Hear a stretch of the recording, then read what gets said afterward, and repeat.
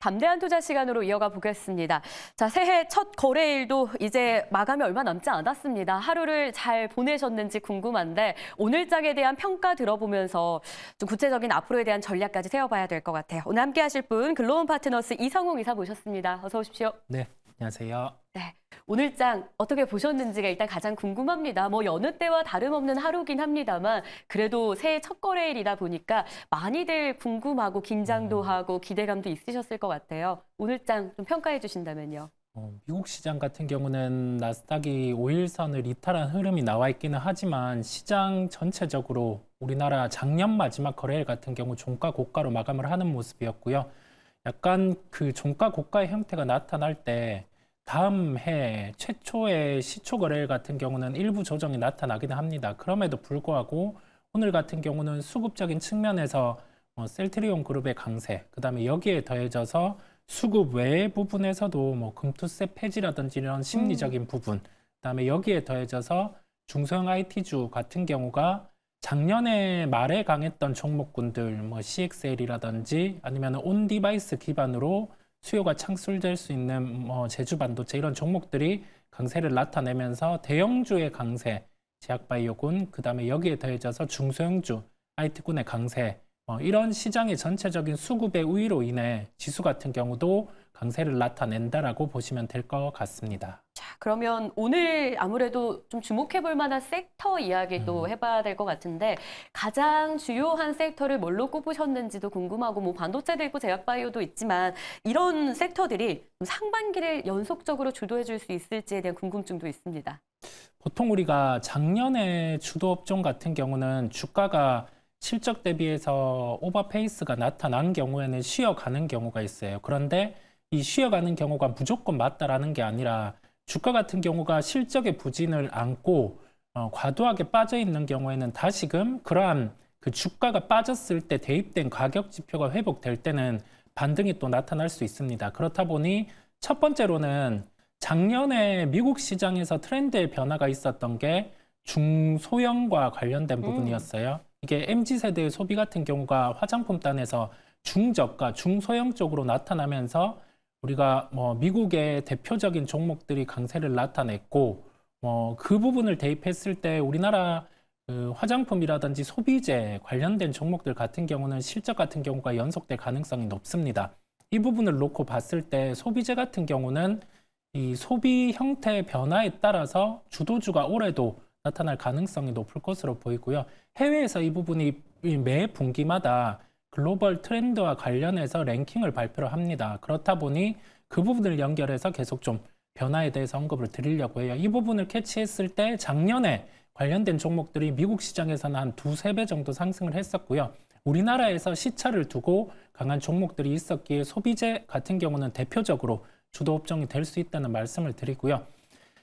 우리가 성장주 같은 경우는 한 20% 성장 같은 경우가 업종에서 나타날 때 성장주, 주도주군의 최소한의 좀 요소를 갖춘다고 할 수 있는데 IT 같은 경우가 올해 같은 경우도 기본적으로 작년 대비해서 20% 이상의 성장이 수요단에서 나타날 수 있기 때문에 주도 업종이라는 말씀을 드릴 수 있겠고 2차 전지는 미리 리튬 가격의 하락이라든지 올해 전기차의 수요 증가의 둔화 가능성을 반영해서 주가가 하락을 해 있기 때문에 여기에서 리튬, 그다음에 니켈 가격의 반등이 나타난다라고 하면은 소재단부터 주가의 복원력은 빠를 수 있습니다. 그렇다 보니까 2차 전지 소재와 관련된 종목 같은 경우도 주도주군에 포함시켜서 함께 살펴보자라는 말씀을 드리겠습니다. 네, 올 상반기에 어떤 섹터에서 시장을 주도할지 좀 정리를 깔끔하게 해주셨는데요.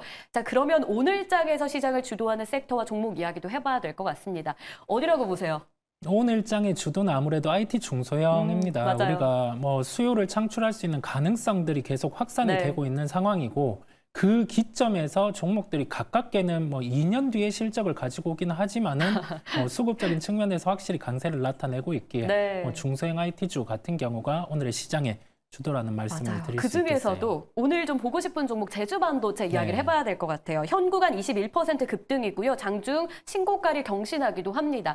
작년 말에도 참 제주반도체 하면 뜨거웠었잖아요. 연초부터 이런 행보를 보이는 이유가 뭐라고 생각하세요?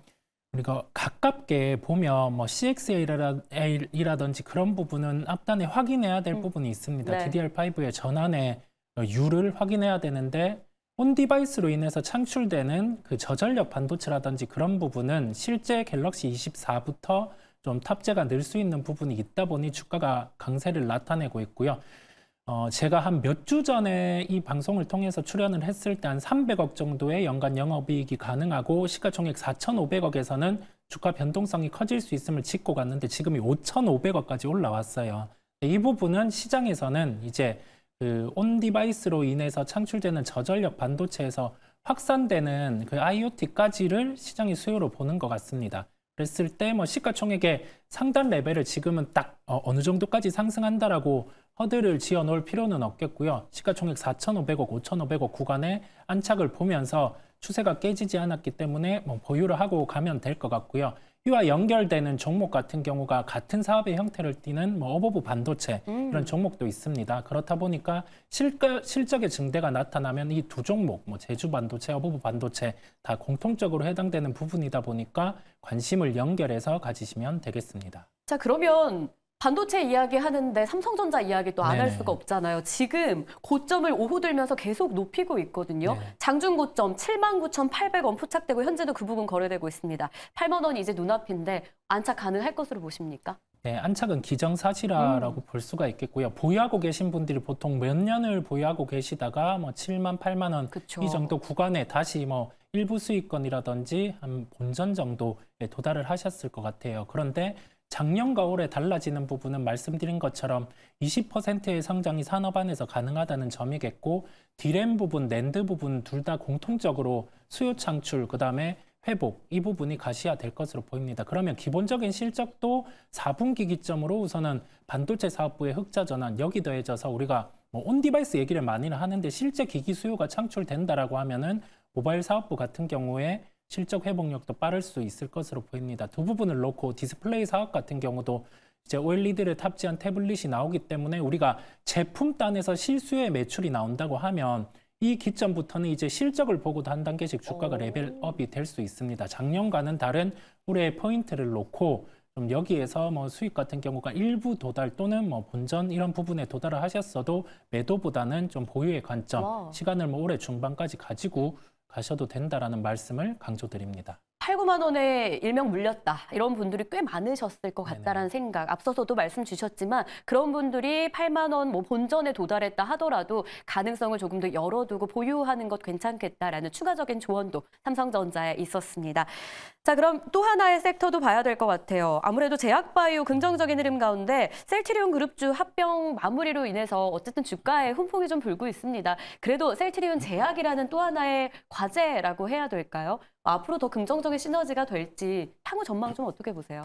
실제 합병이 이루어진다라고 하면은 과거에 이슈가 된 부분이 뭐 셀트리온 헬스케어라든지 셀트리온 제약 전체적인 면에서 통으로 좀 재고 이슈라든지 그런 부분이 있다 보니 좀 주가 같은 경우가 실적이 좋음에도 불구하고 상방을 막아서는 요인이 되었습니다. 그러면 실제 이제 셀트리온 제약까지 합병 가능성이 열려 있는 상황이고 글로벌 트렌드가 ADC라는 항체 항물 접합체 이 부분과 관련된 종목들을 시장에서 계속 찾아가고 있습니다.